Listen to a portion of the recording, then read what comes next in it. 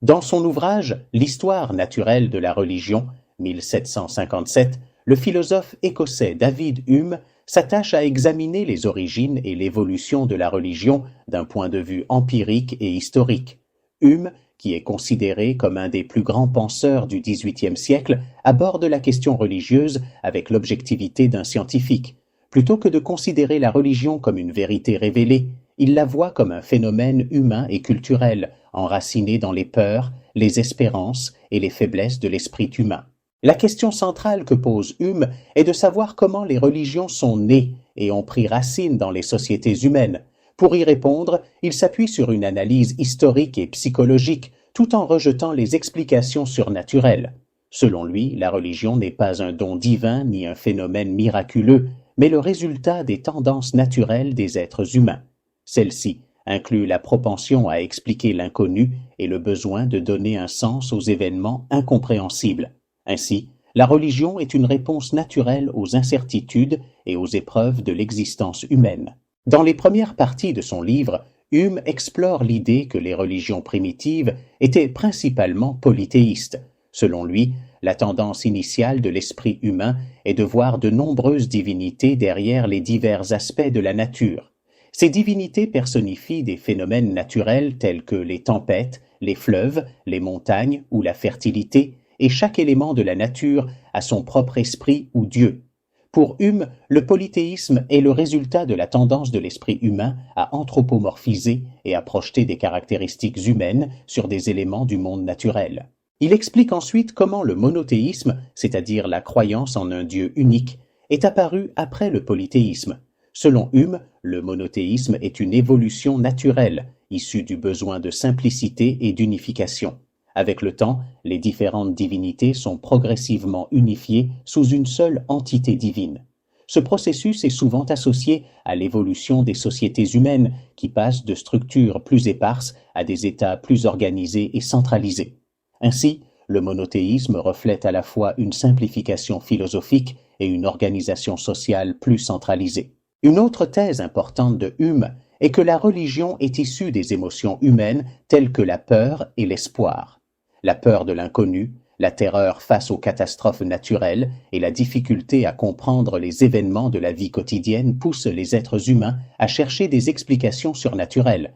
De même, l'espoir d'une vie meilleure après la mort ou d'une protection divine face au malheur incite les gens à croire en des êtres supérieurs capables d'influencer leur destin. La religion devient ainsi un moyen de réduire l'incertitude et de donner un sens à l'inexplicable. Hume critique également l'idée que la religion est fondée sur la raison et la réflexion philosophique. Il affirme que, bien que les théologiens puissent tenter de justifier la religion à travers des arguments philosophiques, les racines de la foi sont essentiellement irrationnelles. Selon lui, la plupart des croyances religieuses sont basées sur des émotions, des superstitions et des traditions transmises de génération en génération plutôt que sur une démonstration logique ou empirique. Hume prend soin de distinguer les différentes formes de religion, notamment le polythéisme et le monothéisme, et il examine les conséquences sociales et culturelles de chacune. Selon lui, le polythéisme est généralement plus tolérant, car il n'y a pas de Dieu unique à qui se soumettre de façon exclusive, et chaque personne peut adorer la divinité de son choix sans provoquer de conflit.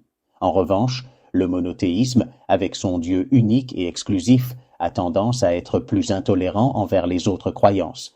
Hume voit dans cette intolérance une des principales sources de conflits et de violences religieuses. Il fait également une critique importante de la superstition et de l'enthousiasme religieux. Pour Hume, la superstition est un produit de la peur, souvent encouragée par des prêtres qui souhaitent maintenir leur pouvoir sur les masses en exploitant leurs angoisses. L'enthousiasme, quant à lui, est l'expression d'une foi exaltée et d'une conviction irrationnelle qui pousse les individus à adopter des comportements extrêmes et souvent dangereux. Les deux phénomènes sont préjudiciables, car ils nourrissent l'irrationalité et peuvent ébranler la stabilité sociale. Hume prend soin de distinguer les différentes formes de religion, notamment le polythéisme et le monothéisme, et il examine les conséquences sociales et culturelles de chacune. Selon lui, le polythéisme est généralement plus tolérant, car il n'y a pas de Dieu unique à qui se soumettre de façon exclusive, et chaque personne peut adorer la divinité de son choix sans provoquer de conflit. En revanche, le monothéisme, avec son Dieu unique et exclusif, a tendance à être plus intolérant envers les autres croyances. Hume voit dans cette intolérance une des principales sources de conflits et de violences religieuses. Il fait également une critique importante de la superstition et de l'enthousiasme religieux. Pour Hume, la superstition est un produit de la peur, souvent encouragée par des prêtres qui souhaitent maintenir leur pouvoir sur les masses en exploitant leurs angoisses. L'enthousiasme, quant à lui, est l'expression d'une foi exaltée et d'une conviction irrationnelle qui pousse les individus à adopter des comportements extrêmes et souvent dangereux. Les deux phénomènes sont préjudiciables, car ils nourrissent l'irrationalité et peuvent ébranler la stabilité sociale. Une partie importante de l'ouvrage de Hume est consacrée à l'examen des conséquences morales de la religion. Il s'interroge sur la question de savoir si la religion rend les gens meilleurs ou pires. Contrairement à ce que prétendent de nombreux défenseurs de la foi, Hume soutient que la religion ne contribue pas nécessairement à la vertu. En effet, il avance que les gens agissent souvent de manière morale, non pas par conviction religieuse, mais par instinct social et par compréhension des conséquences de leurs actions. En revanche, la religion, en particulier lorsqu'elle est associée à des croyances superstitieuses ou à un zèle excessif, peut être une source de division, d'intolérance et de violence. Hume souligne que, dans l'histoire, de nombreux crimes et atrocités ont été commis au nom de la religion, en particulier par des mouvements monothéistes qui considéraient leurs croyances comme les seules véritables. Pour Hume, l'idée d'un Dieu jaloux et exclusif, qui exige une obéissance totale et qui promet des récompenses éternelles ou des punitions infernales, encourage un comportement intolérant et parfois même fanatique.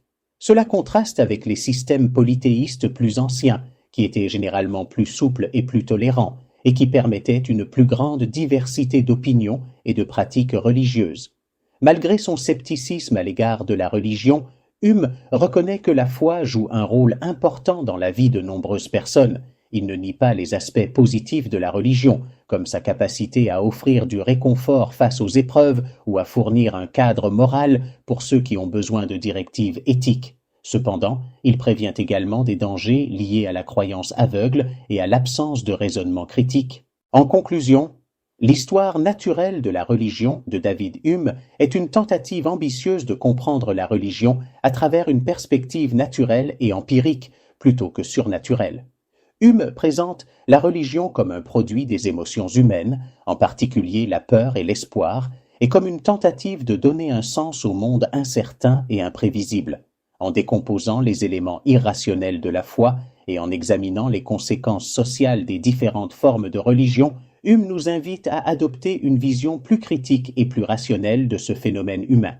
Il reconnaît le rôle de la religion dans l'histoire humaine, mais met en garde contre ses excès et ses dangers, notamment lorsqu'elle conduit à l'intolérance et au fanatisme.